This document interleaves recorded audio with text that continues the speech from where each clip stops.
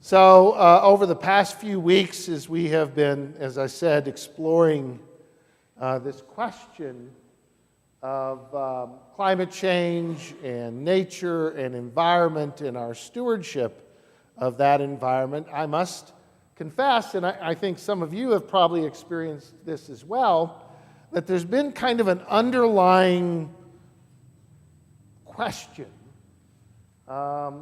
that's hard to articulate in some ways, but an underlying wrestling with a particular truth.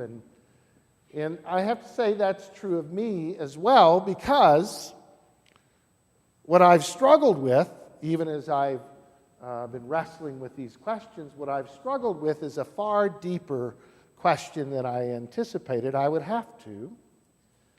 And that question is, where is the hope? Now, part of the reason that question has arisen, in part because I've been paying attention, not that I didn't notice it before, but more intentionally paying attention to the reality of what scientists are saying about the world today.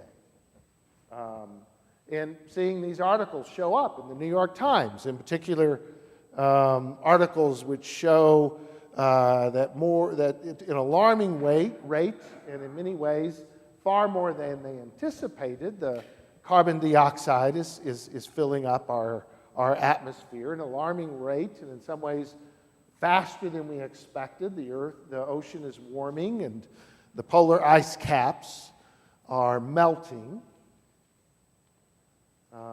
I've seen articles just scientific studies in which scientists wrestle with and talk about how it's becoming far more pressing even than they had predicted. And then other articles which point out we are actually engaging in policies to roll back ways in which we as a country monitor and respond to this crisis. And then just recently, within the past few weeks or now there's even an argument to change the science so it's less alarming about climate change. We can't solve it, so we'll just change the science about it. And I'm, much like anybody else, ready to bury my head in the sand, in part because the question at the heart of this for me in the past few weeks is a question that's essential for us to answer, which is, where is our hope?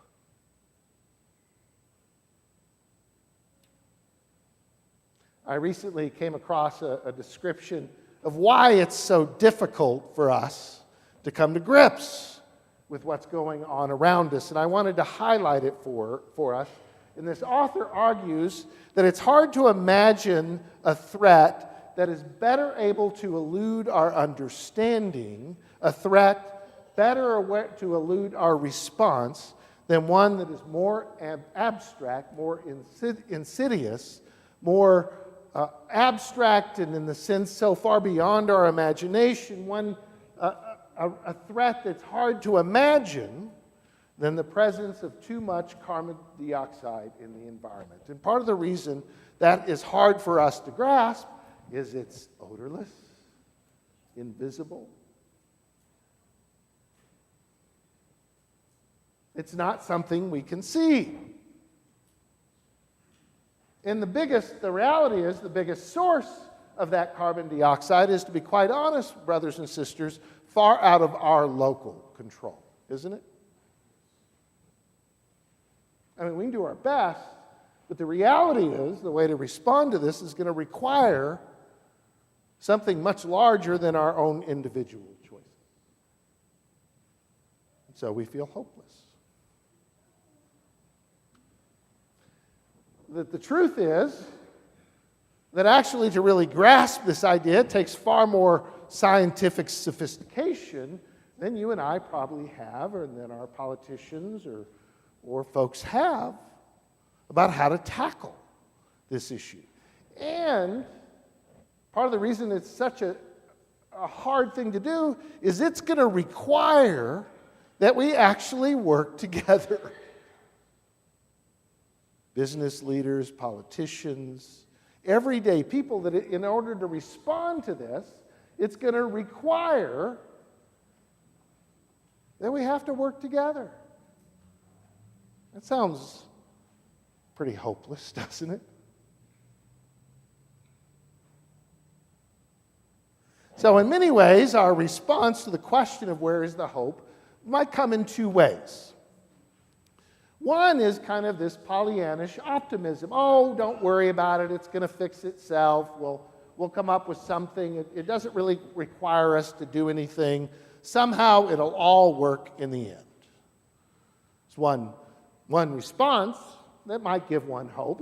I'll stick my head in the sand. I won't need to worry about it, right? Another response is actually more nihilistic. Who cares what happens? We'll just use it up. We'll figure it out. If the world ends, it ends. Actually, what's interesting is that it's often the Christian response to this question these days. Well, God's going to destroy the world. We're just helping, right?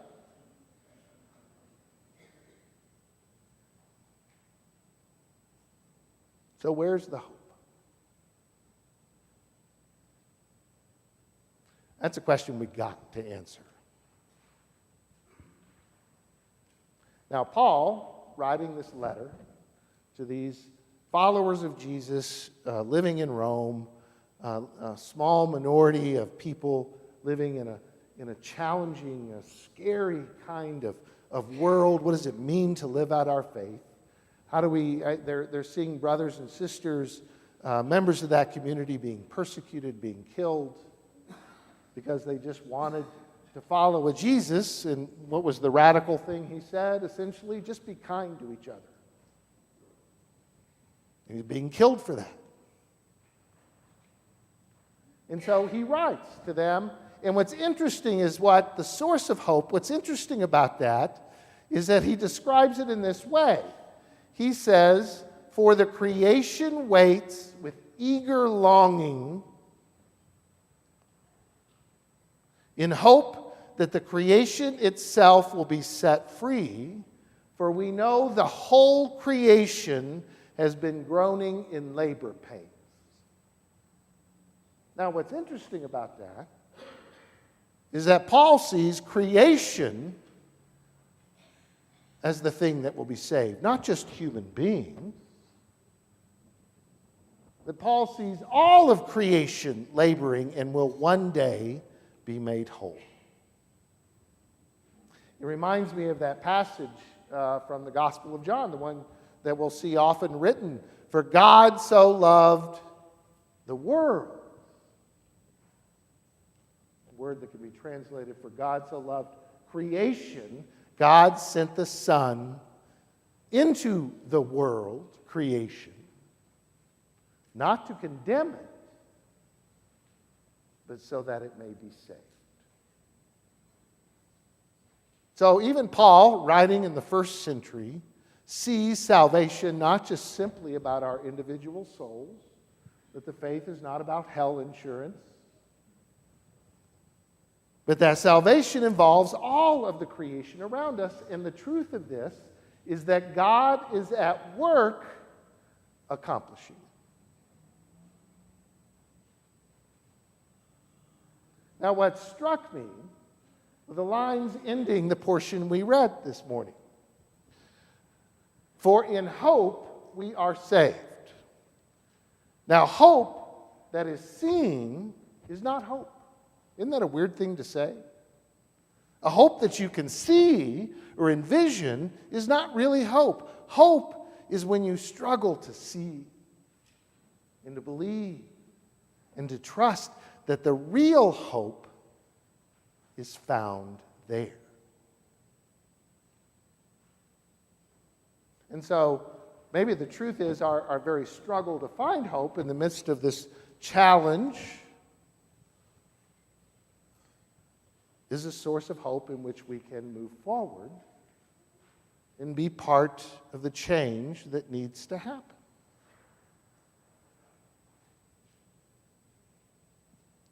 Now, I have not been looking for it, but as the past few weeks, I have been surprised to find these signs of hope that I was unaware was present. I found essays and articles in which they say we already have the technology, we already have the policies that could not only stop carbon dioxide going into the atmosphere, that it would actually reduce it. In other words, the solution is already in our hands if we but have the will. That's good news. That's hope. And then I'm going to embarrass him, but George Phillips shared with me an email this week in which he shared where he saw signs of hope, and some of the things he pointed to were the return of the eagles. Hugh shared this a couple of weeks ago, the return of the eagles, that we actually could achieve change and make the world a better place for animals, the return of the eagles, when we got rid of DDT. George shared a number of the rivers that were so polluted, one in New York, I believe, the Thames in London, so polluted it couldn't sustain life, but because human beings, the children of God, saw it, and they made choices, and they worked at it, and now they're alive. There's the hope. Other examples. I just a week or so ago read an article in the newspaper in which North Carolina, South Carolina, Colorado are enacting policies of commitment to go totally to non-fossil fuels. Not simply because it's the right thing to do, but because it's the future. In other words, states that are Democrat and Republican are choosing to go to policies which will reduce carbon dioxide. It's happening. And the question before us, as God's children, as we move out into the future, as we carry this reality of looking at the world and creation in need of wholeness and healing, the question is, what are we going to do? Where are we going to advocate? What are we going to pay attention to know what to advocate for? Because the reality is we have the very things we need. It's not hopeless. One of my favorite lines I came across was by a man named Nelson Henderson, who had this simple statement. He says, the true meaning of life, the real meaning of life, is to plant trees under which you will never sit in its shade. That the real meaning of hope, I would even say, the real meaning of our lives is to plant trees under which we will never sit in its shade.